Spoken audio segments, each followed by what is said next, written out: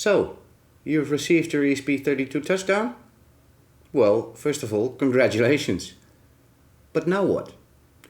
Well, if you bought it for FreeTouchDeck, you're almost done. And if you bought it to write some code yourself, you're also almost done, except for writing the code, of course. First of all, some housekeeping. On Tindie, the ESP32 TouchDown is still available, so if you hurry up, you can still get it. Next, when you're living in the UK, you might have noticed that receiving things from the EU can get pretty expensive, especially when it comes to shipping. But here is Colin Hickey to the rescue. Colin's shop, Eplop Electronics, is now stocking the ESP32 TouchDown, which means that if you live in the UK, you can get your ESP32 TouchDown fast and cheap. If you are a regular customer of PCBWay, like I am, then you can now include an ESP32 TouchDown in your order. You can either pay for it by beans or by regular money, and it will be shipped to you at the same time as your PCB, so you will have them at the same time. All links to all the places where you can buy an ESP32 TouchDown are in the description below. Now let's do a quick overview of the ESP32 TouchDown. On the front you'll find a 3.5-inch TFT screen with capacitive touch.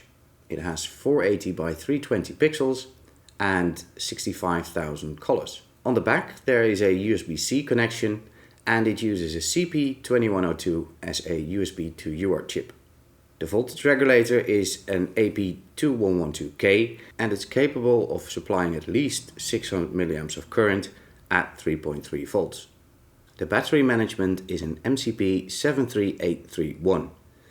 The charge current is set at 330 mA and is supplied by the USB voltage. And it's not affected by the on-off switch. So even with your ESP32 TouchDown off, you can still charge the battery. There are 3 jumpers on the back. This jumper connects the on-off LED and this jumper connects the charge LED. So if you do not want those LEDs, for example if you build a nice case and you don't want the LEDs to shine through, you can desolder those jumpers and the LEDs will be always off. This will not affect anything else. The third jumper is for selecting the TFT backlight. The backlight is powered by a transistor and the base of that transistor can either be a GPIO pin or can be 3.3 volts. This jumper lets you select that. The brain of it all is this ESP32 rewritten32D. The ESP32 is controlling the TFT using 4-wire SPI. And although they're calling it 4-wire, it's not really 4-wire because there's also a data command line and a reset line. The touch controller uses I2C. The SD card also uses SPI and is supported by most libraries. The piezo buzzer might seem like a weird choice, but I think it's a very nice buzzer with a clean sound, and one of the most appealing features for me is its height. It's only 2.5 mm high.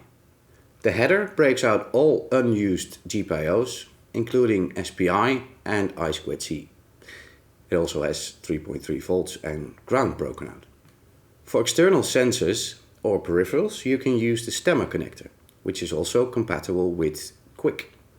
Just keep in mind that this is only 3.3 volt compatible. So if your sensor uses 5 volts, you'll have to do some level shifting.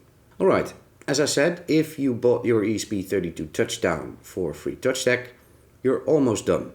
The only thing you need to do is configure it.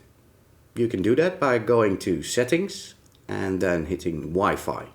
By default, the ESP32 will create an access point which you can connect to. After that, you can open your browser and type in the IP address. This will take you to the configurator. Here you can configure buttons and colors. This is also where you can enter a Wi-Fi SSD and a password, so that the ESP32 TouchDown will use your Wi-Fi network the next time for the configurator. This way you don't have to switch networks to go to the configurator. If you like to write your own software for your ESP32 TouchDown, you can start by using one of the examples included in the Github Repo. Here you'll find some examples on how to interface with the screen and the touch controller, reading the battery voltage and using BLE and Wi-Fi to control, for example, Home Assistant. Speaking of Home Assistant, OpenHASP has a binary available which you can simply flash to your ESP32 TouchDown to get up and running with OpenHASP. Be sure to check that out, and thanks a lot to F van Rooyen for making this possible. Last but by far not least, as FreeTouchDeck is open source, a lot of people have modified the code to fit their needs. But Sebastian, SLE118 on GitHub, takes the crown here. He has completely rewritten the original code, making it faster, supporting JPEG images instead of bitmaps, and included some much requested features like a customizable grid size and multi-level menu support. Basically, the only limit to the amount of buttons and menus you can have is the available RAM. So here's a challenge for you. Can you make it crash? Sebastian's version is now available on the FreeTouchDeck Github Repo. You can find it in the development branch. We are at a stage now where we're looking for some beta testers and some user experience. So if you would like to join the dev team, join my Discord. The link is in the description below. And this is pretty much it for this video. Thank you so much for watching. I hope you enjoyed it. Go get your ESP32 TouchDown. Go download the development branch, and I hope to see you next time. Bye bye.